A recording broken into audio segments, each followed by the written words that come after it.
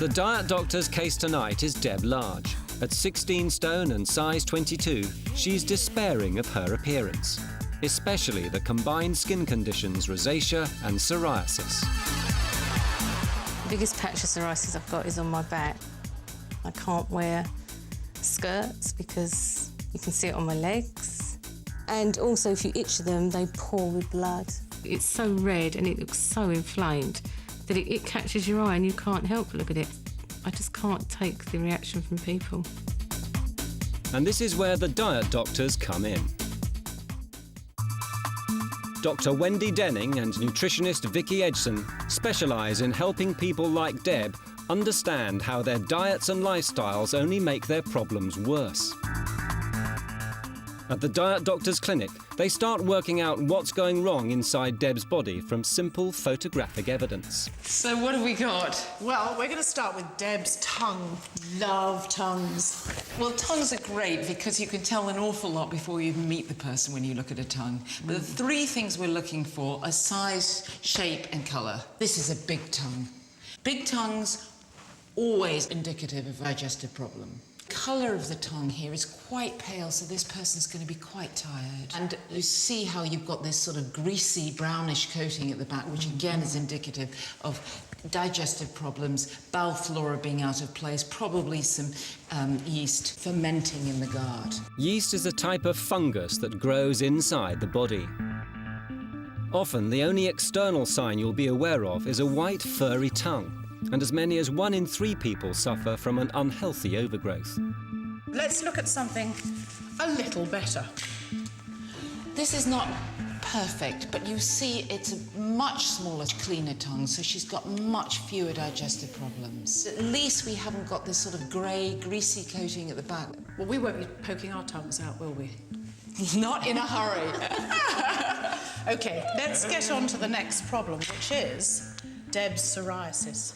Bless her heart, she must really be suffering here. Basically, it's at the lowest level of the skin, overgrows rapidly. And what happens is then it comes to the top, and the top skin's trying to get rid of this skin, and it's not able to. So you get scaling on the top of the skin.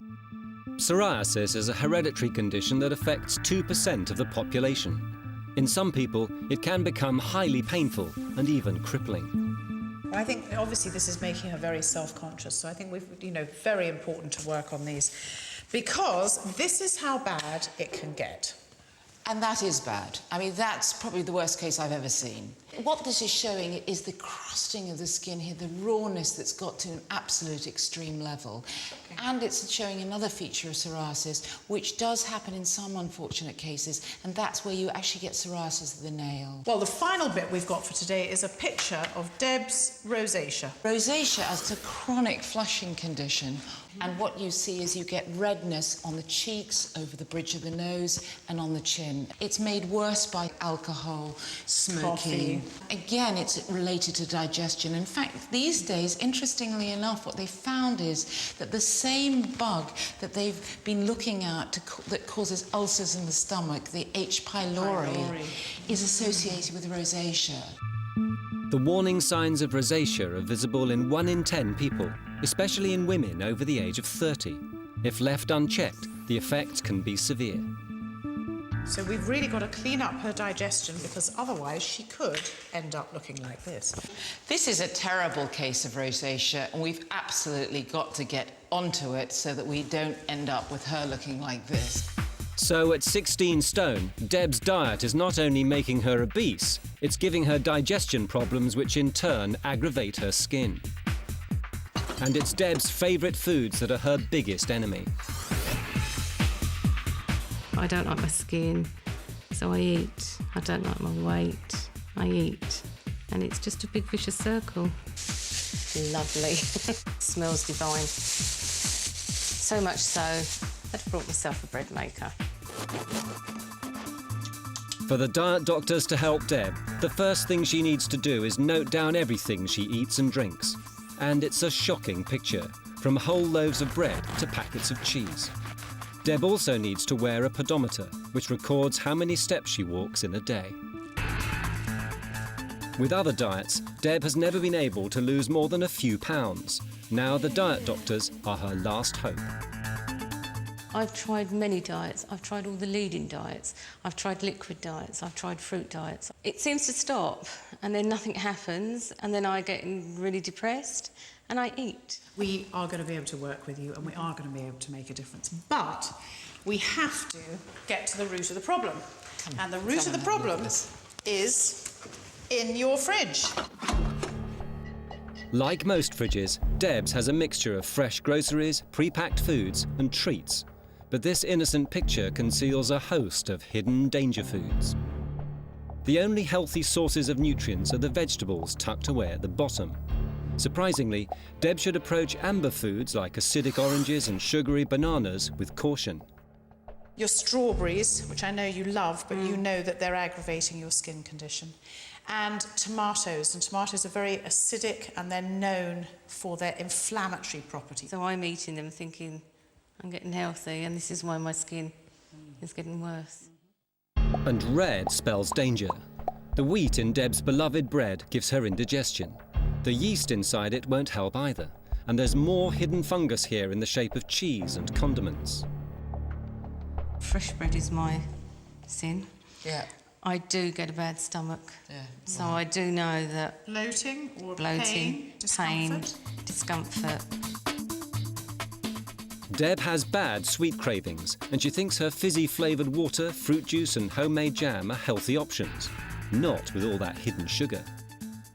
Did you know that to make jam you need 45% sugars minimum? And sugar is converted into fat in the body. See, I never knew that. I didn't realise that sugar went to fat. I thought fat comes from fat. My biggest bugbear is down in the bottom drawer is your diet cola drinks. You haven't just got all the sugars and sweeteners and so on. There's an awful lot of chemicals in there. After the break, Deb feels the full impact of how bad her problems could get. The shock of it that it could cripple me. I've got to do something. And is your stomach acid giving you indigestion? Take this simple test to find out. Is that all right? Awful. So we've looked at the food in your fridge, and now we've got to look at really the activities you've been doing in a week. Deb's weekly food calorie intake is 14,000. Subtract from that her activity levels, and she's still left with an excess of 7,000. And those calories become stored in the body as fat week after week. You realise that means you are consuming more than double the amount of calories than you're actually burning up. Yes. To work off all the calories in this fridge, Deb would have to row to France and back twice. But if she wanted to stay at her current level of activity, all she would need to get through an average day would be this bar of chocolate and a litre of orange juice. When you see it like that, you can understand why you can't get beyond a certain point because you are still consuming more than you're actually burning off. Wendy and Vicky want Deb to see for herself how all the excess energy she eats turns into fat on the body. They need to shock her into action. And for that, Deb needs to dress for the part. And she's wearing the diet doctor's bodysuit. You're feeling hot in that? Very. Yes. Just my colour. Now, we need to explain what the exercise of this is. Tell me, first of all, how much weight have you put on over the last, say, 5 years? About 4 to 5 stone. Okay. I want you to get the feeling of just how much weight that is. So as you can imagine... Gaining weight on a day-by-day basis is barely noticeable, but Wendy and Vicky want Deb to feel the full strain that it puts on the body. And already, it's approaching dangerous levels. Deb's 16 kilos. If Deb continued to gain weight at the same rate over the next 2 years, how she'd look is nothing compared to how she'd feel. All right, do you want to just walk across here towards the stairs? Because we are actually going to get you... Oh my God. So All right? it's when you move. Yeah. Then you really notice it, don't you? Because when you're putting the pounds on day by day, 1 pound here, 1 pound there. Oh my God. What are you feeling now? The knees. Yeah. Are you? It's the pulling of the leg, Yep, pulling it up, and then the pulling of my body up. yep. And I can feel my face pounding Yeah, because that's... and my ankles. Yeah. Okay, do you want to just stop there, perhaps, and then turn around and come back down, but hang on to the... Hang on to the railing, The I railing think, if you as you need come. to. That's it. God, that is horrendous. Sweat is pouring off me.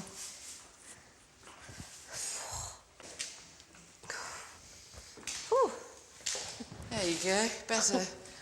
Yeah. Really, That is heavy. really Yeah. gives you an idea, doesn't it? That was really heavy. Really heavy. It's quite scary. It is. And I've eaten that. Putting on weight also strains our joints in ways they were never designed to cope with. The pain Deb feels in her knees is a sign they could already be irreparably damaged. Time for Wendy and Vicky to investigate, and when you really get under the skin, the results can be shocking. Okay, Deb, it's time to get your gloves on. Now, what Okay. we're going to do now is we're going to actually look at a joint. It's a pig knee, and we're going to have a look at that and see what process is going on in your knee. Okay. In this pig's knee. Exactly. But the first thing is, if you think about what happens as you put on weight, if your legs are pointing straight down, and there is no excess weight on the legs, you've got an even distribution over the kneecaps. So neither side, outside or inside, has actually got any strain on it at all. As you start to put on weight and the legs start to have to move outwards, the strain ends up on the outside ligaments of the knee. And those become stretched, and consequently the inside ligaments become foreshortened. And that's part of what the pain is all about. Right. The other part of what the pain is all about is actually the surface of the knee joint. That's where the surface is. And what happens is you lose cartilage in there, and you can imagine that then causes this to be just rubbing bone on bone. It's terribly uncomfortable. Putting on weight creates problems for the knee joints in 3 areas: the ligaments, the cartilage, and surrounding bone growth. Increased weight pushes the knees outwards. This means the leg doesn't bend evenly, so it's more unstable and uncomfortable when walking around. Extra weight also grinds down the cartilage that keeps joint movement smooth and pain-free. And the constant pounding on the knee can make the bones around it grow small, spiky projections that make movement even more painful. So by losing weight, my legs will get more aligned and hopefully Absolutely. And your weight distribution will be more Yeah. evenly over the centre. So from the hip So if down. you're going to get wear and tear, it'll be more even. Now that the diet doctors have examined what weight is doing to Deb's body, Wendy needs to look for the causes of overeating. And when Deb starts to talk about a past hysterectomy operation, there's an unexpected breakthrough in the diagnosis: hidden depression. I didn't have any counselling. No one spoke to me about it.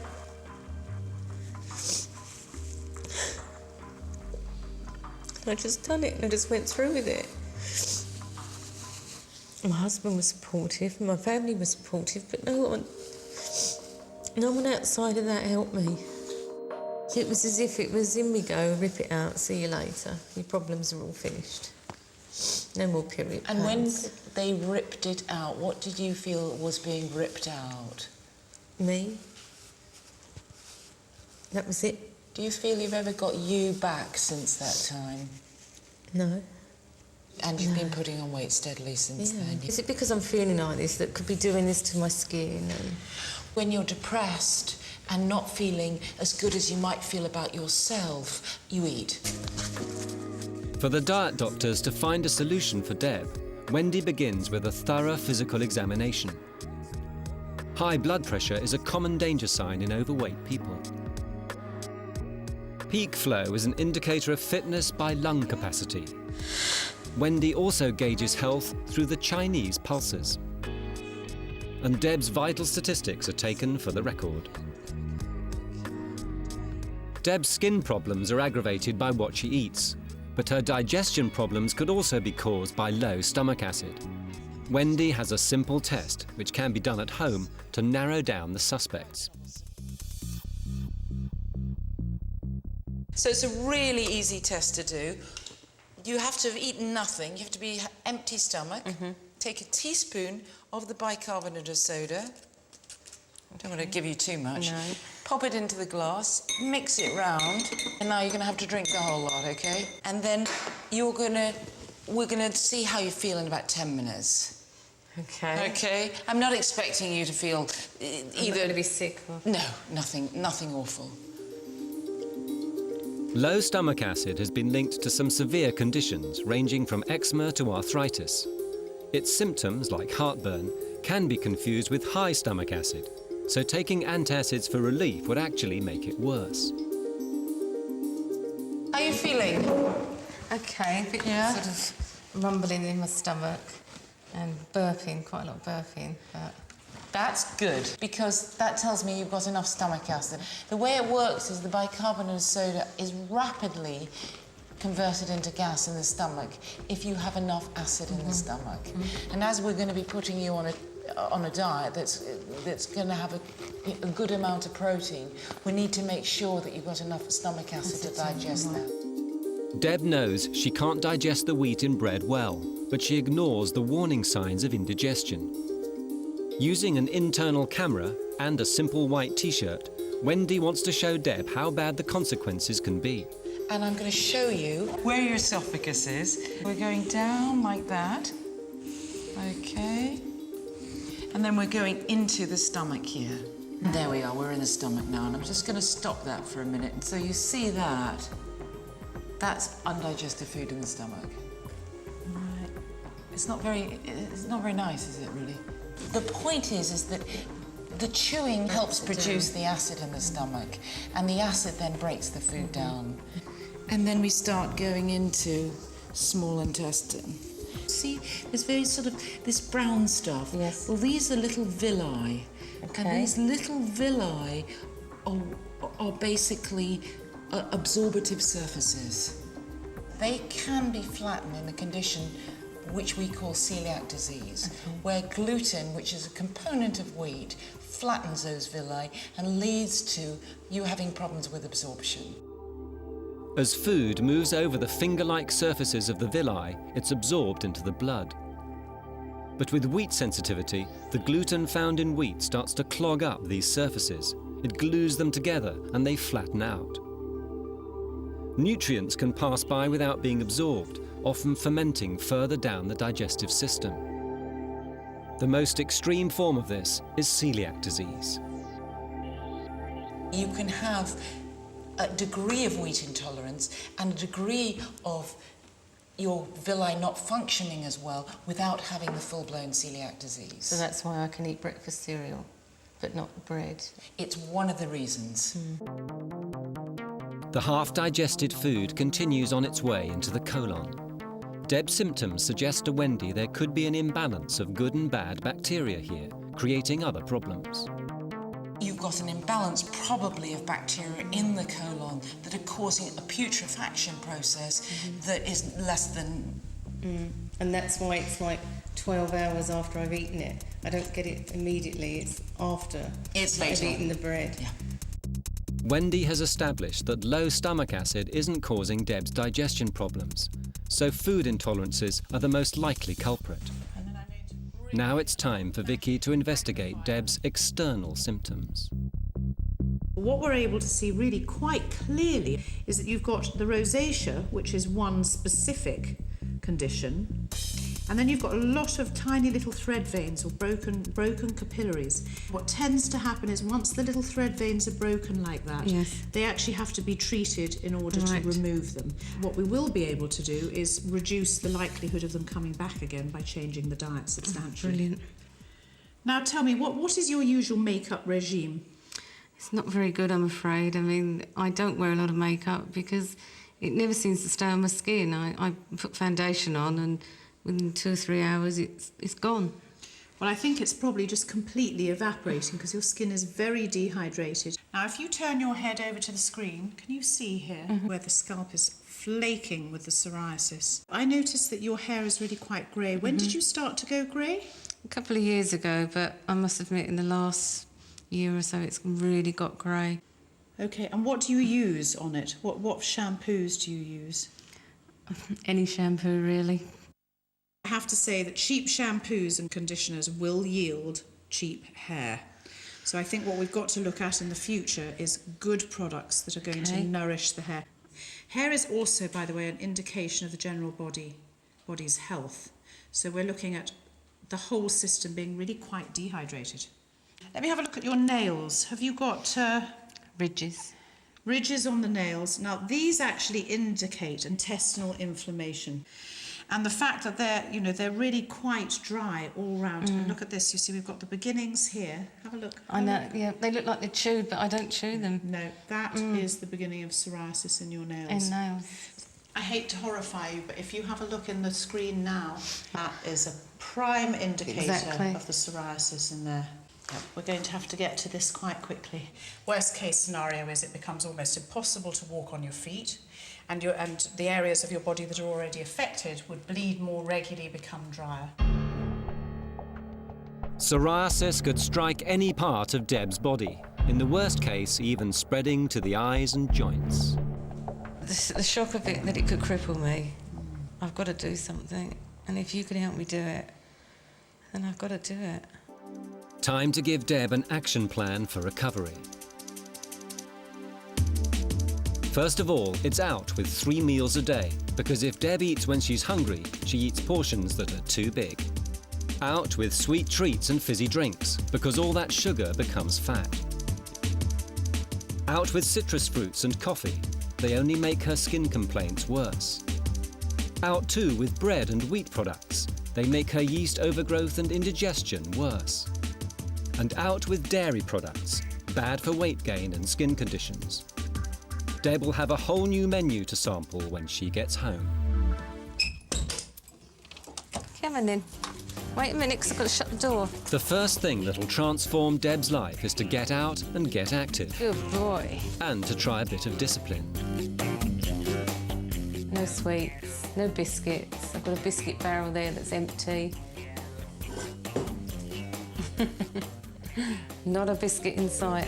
But is it really a case of out of sight, out of mind? Coming up, the diet doctors catch Deb out. We had a deep-fried brie and a Thai curry with rice for lunch. Wendy starts to get tough. That's got to go. If we're going to get this skin cleared up, that's absolutely got to go. And this healthy volunteer tries the controversial fizzy pop diet with dramatic consequences. Deb Large needs to beat the weight and skin problems that are ruining her life. Diet doctors Wendy Denning and Vicky Edson have the plan to get Deb healthy and happy again. But to get results, she's going to have to make some big sacrifices. I just adored bread and butter. I tried eating other things like rye bread and it was awful. So I thought, no, cut it out completely, cold turkey, and it's gone. The diet doctors have introduced Deb to a whole new regime. So what is she eating? A typical day's menu now means she starts the day with wheat-free muesli and soya milk. For mid-morning, she can snack on vegetable sticks with hummus.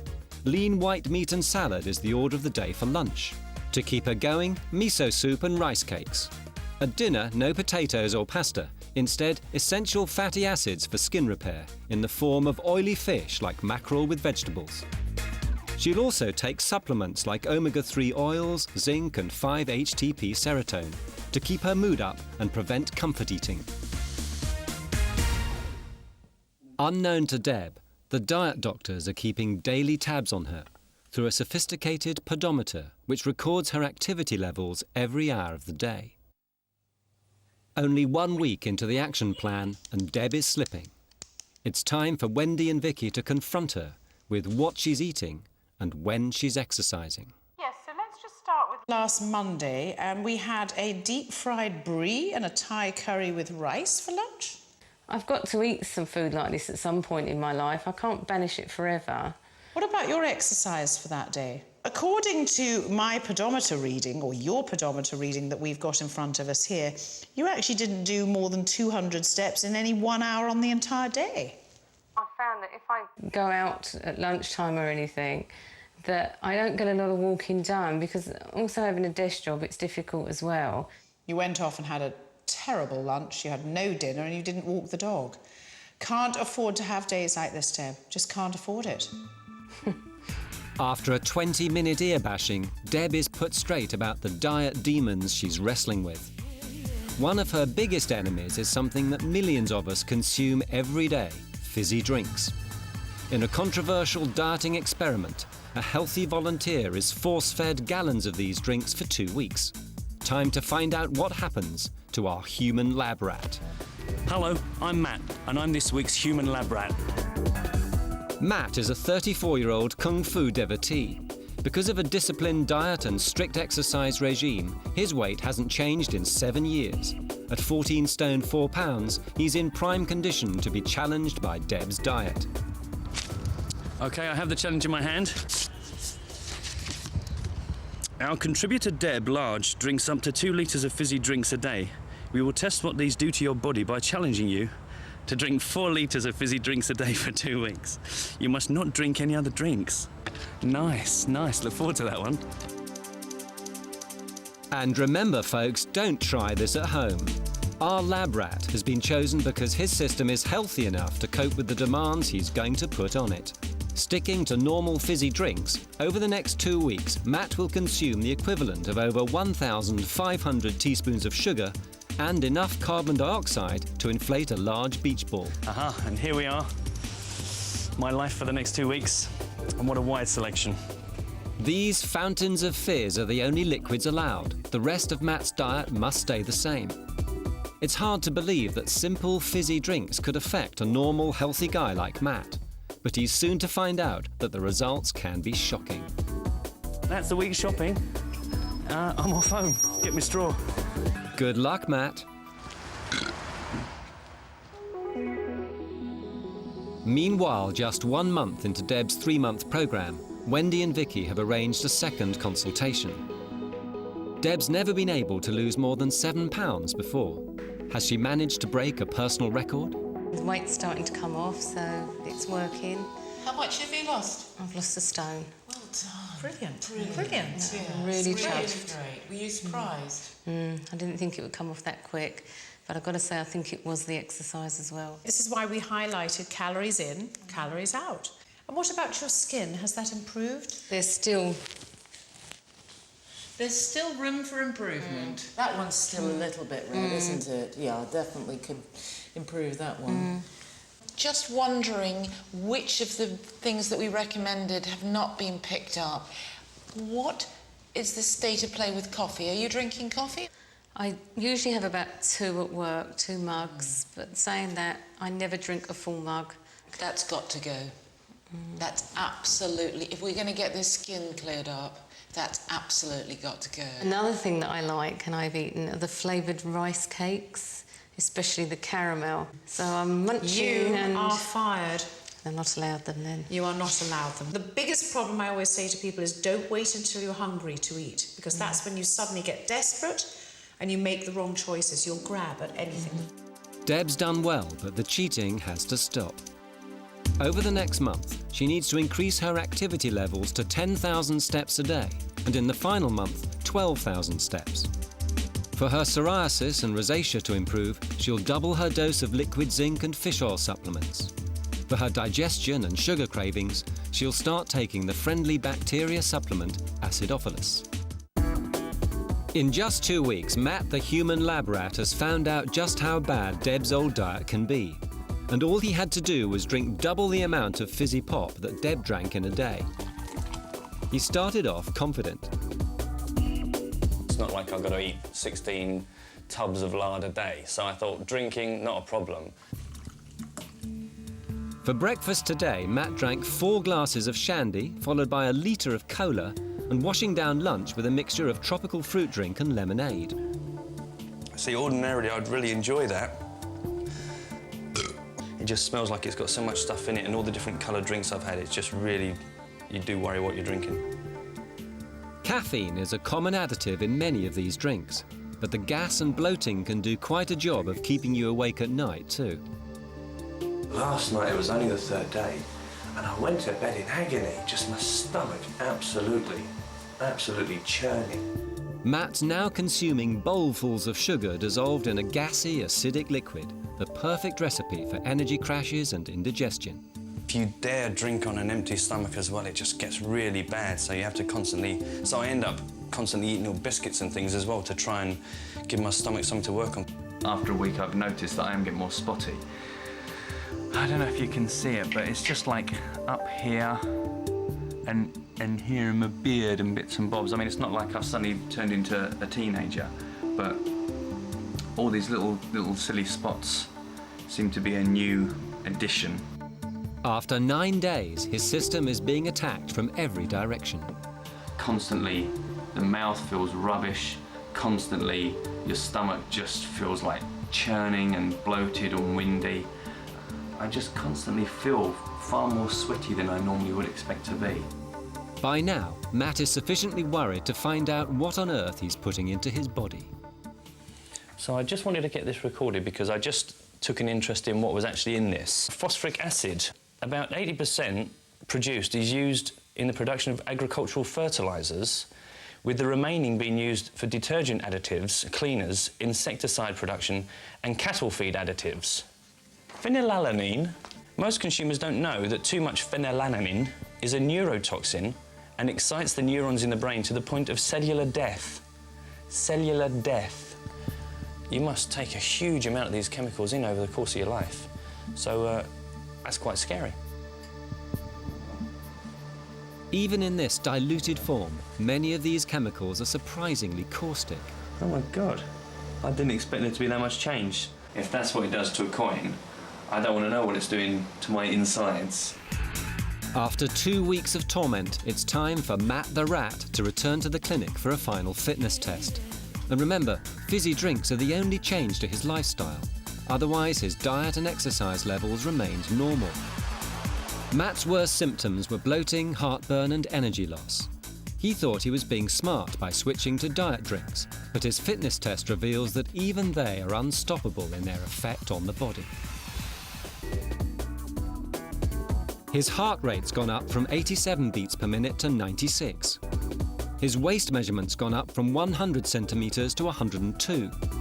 And in just 2 weeks, there's even been a weight gain of 3 pounds.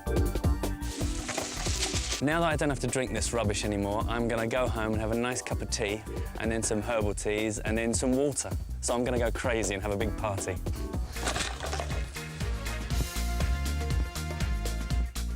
It's 8 weeks into Deb's new diet and lifestyle programme, and she's bouncing back. I've got so much more energy. This is someone who never done anything, used to sit on the settee every night. Deb's beginning to feel the health benefits from eating well and exercising, and her emotions are stabilising too. To give her an additional lift, she's also booked in for a session of aromatherapy. I'm putting in calendula oil, which is very good for healing on the skin, and the otter rose, which will help your confidence. Frankincense for letting go of past situations that have been upsetting for you. And we're going to use geranium, which is balancing. And exhale. Deb's low moods led to comfort eating. Aromatherapy is the perfect complement to help clear away emotional difficulties like this. The natural oils used in aromatherapy are chosen for their specific effects on the body and mind. I'd just like you to breathe in, and when you exhale, I'm going to press and alleviate your shoulders a bit. When a scent is inhaled, it activates the part of the brain that deals with emotions and memories. This is the sacral chakra, and here is the self-confidence one, solar plexus. And this is your heart chakra. Aromatherapy is used in some hospitals to assist in pain relief, depression and recovery from ailments like irritable bowel syndrome. And exhale.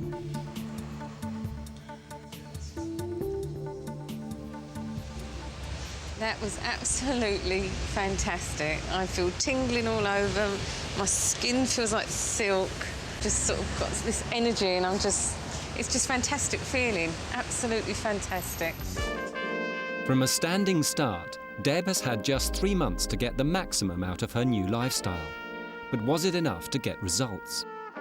In one final session at the clinic, Wendy and Vicky prepare to examine the evidence to see just how far Deb has come. So, should we remind ourselves of what Deb's symptoms were in the first place? When we last looked at his tongue, we were struck by quite how big it was. The colour of it's quite pale, so we suspected at that time that she was very tired. And do you remember, she was terribly tired. Absolutely. Could hardly stand she up. was bless her heart. exhausted. And then we were both, I think, very concerned about her digestion. Well, let's see if we've improved anything. We better have. Wow! Look at wow! that! I'm pleased. We I am pleased love with it. that. First of all, the tongue is much smaller, so clearly digestion is improved. Absolutely. And the colour. And the colour is colour. so much healthier. And the coating, you can barely see the coating. If you look quite hard for the coating, you can see it at the back there. Probably still a little bit of work to do on the digestion. If we flick back and just look at the difference, I mean, look at the colour and coating I know. compared to that. It's extraordinary. And her next major complaint was her skin, wasn't it? Absolutely. Let's have a look at now. This was the That's psoriasis on her back, I think. It's raised, it's hot and red, and it's got scales, quite a lot of scales over it. Can we have a look and see? Well, let's see what's happened. Much better. That is better. Now that I'm pleased with. There's still a little bit of room for improvement, but wow. But look at here. I mean, here it's almost completely flat to the skin and healed. And in the middle of it. Yeah. In the middle of the whole patch there. Absolutely. You can really see that difference. It's amazing what diet and lifestyle can do. It Absolutely. really is. So let's look at the rosacea. We thought it was all rosacea, and it wasn't till later on that we found out she'd been using hydrocortisone on the face. So I'm really interested in seeing how much improvement she's had, because I knew we could get rid of the rosacea. What I didn't know was how much damage there'd been done by the hydrocortisone. So shall we see how she's done? Let's go for Ready? it. Wow! Yes!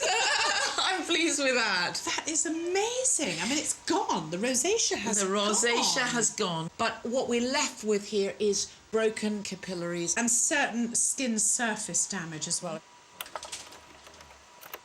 Well, and I know one of the other areas she was really worried about was her feet, because her heels were so bad. Do you remember? Wow, she never wore I'd open forgotten shoes. how bad they were, actually. I must say, I'd forgotten how bad they were. Cracked. This must have been so painful. Major essential fatty acid deficiency. So, do we think she's improved? Let's see. Yes, my God. That is so much better. Essential fatty acids take the credit for this change. Before, Deb couldn't get her heels to anything like this condition, even with sandpaper. We weren't only looking at her diet, we were looking at her activity levels too. Now, the pale colour we're looking at is the steps that she started off in the first week. So she was actually doing between 3 and maybe 7,000. And now we're looking at the last week with this darker purple colour. And look at what we're looking at here. In excess of 10,000, quite a consistent increase. That's because of the diet and losing the weight have allowed her. Absolutely. We must have a totally transformed Deb here. No doubt about it. Coming up, the new improved Deb is finally revealed, with some emotional results. 8 pounds, well done! To find out more about the series, log on to 5.tv/Diet Doctors. 3 months ago, Deb Large weighed 16 stone with skin conditions that made her a virtual prisoner in her own home. The things she ate were only making her worse, but thanks to the diet doctors, Deb is transformed. Wow! Wow! This will be the first time in 2 months that Wendy and Vicky see Deb face to face. They want to see her without makeup, so there'll be no cover-ups. Oh my God, look at you! You look fabulous! Thank you. You look absolutely transformed. I feel good. I think she looks 10 years younger. So do I. I feel it. Really look 10 really years feel younger. I mean, it's just amazing. I feel so different. I really do. And now tell me, how are you being the doctor, just humour me for a minute. How's your digestion? Brilliant. Yeah? Yep, no pains in my stomach. Good. Everything's fine. Were you surprised at your skin? I was very surprised. I've tried everything. I've been zapped, I've been dipped, I've been wrapped, I've been everything. And you think, oh yeah, here's another thing. It's never going to work. But within days, I could see it starting to calm down and people starting to notice it, asking me what makeup I was wearing and what I was doing because the colour was coming down. Well, I think the important thing is actually to look at the final results, look at the measurements. Before Deb started with the diet doctors, she weighed 16 stone. Now for the moment of truth. Okay. Very good. 14 stone, 8 pounds. Well done. How much is that? A lot. It is a lot. Deb's not only shed 20 pounds, her hard work has paid off in so many other ways. Her blood pressure is down from 136/72 to 125/70. Got a 20-year-old's blood pressure. Her heart rate is down from 86 to 72. Very good, okay. And her lungs' peak flow is boosted from 320 to 420. All right, I'm much happier with that. One last measurement. And she hasn't taken her vital statistics since she started with the diet doctors. 104 centimetres. Want to know what you were before? Yeah, come on, give me the truth. Breasts were 118 centimetres, and you're now down to 112. Oh, God. 6 centimetre loss. 3 each one. Waist, 110. Yeah. It's gone to 103. Great. 7 centimetre loss. You're joking. I am not joking. And wait for it. Don't, you're going to make me cry. Go on. Ah, hips have gone from 134 centimetres to 123 centimetres. God. 11 centimetre loss. That's fantastic. Well done. God. Well done. Not only has Deb's weight dropped by 20 pounds, she's also down 3 dress sizes. If you've lost that much in 3 months and you keep it up and you keep it tailored the way we've shown you how to do it, you carry on. You carry on till you get to where you want to be. You will keep, if you keep on the diet and the exercise, you will keep going this way. Oh, I just love the exercise. And I don't like the gym. I keep saying I don't like the gym, but that walking, I've got the bug. I really have. I love it. Deb's got her health and happiness back, and her weight is well on the way down. Now she needs to learn how to get the look that does her justice. Before she came to the diet doctors for help, she was ashamed to be seen in public. Her skin was so dry, any makeup she wore to cover up her skin conditions just came off immediately. Now her rosacea's disappeared, and her natural oils have recovered enough for her to start using makeup once more. Wendy and Vicky can't wait to see the results of the new transformed Deb Large. Wow! Look at you! You look different. Absolutely Fabulous. fantastic. When was the last time you dressed up like that and made yourself look so beautiful? About 12 years ago. You've done fantastically well. It's such a short space of time. I feel like I've picked myself up. And So what you need to do is stay with it. exactly. There's no point in doing this for this 8 weeks, 12 weeks, and then just not doing it and just stopping. I can't. Well, well done to you, because Well, we thank gave you you the to you. tools and you had to go and do the work. And you've just got to keep it up, because it's so worth it. And it is hard work. You've It had to is, work at it it, is. haven't you? And Oh, let's yeah. not kid ourselves. No, It it's wasn't hard a work. picnic in the park. No, it's up early every morning. You can't, you can't sort of rest one day and go to it another day. You're constantly looking at what you're eating. You've got to keep your exercise up. Well, we're going to walk you in a special direction. We are sending you on your way for a professional photo shoot, because you are a star and you deserve it. Deb came to the diet doctors with a body that was making her deeply unhappy. But 3 months later, her hard work and dedication have shown her just what she's capable of for the future. Yeah, very good. Nice. Nice. Just like that.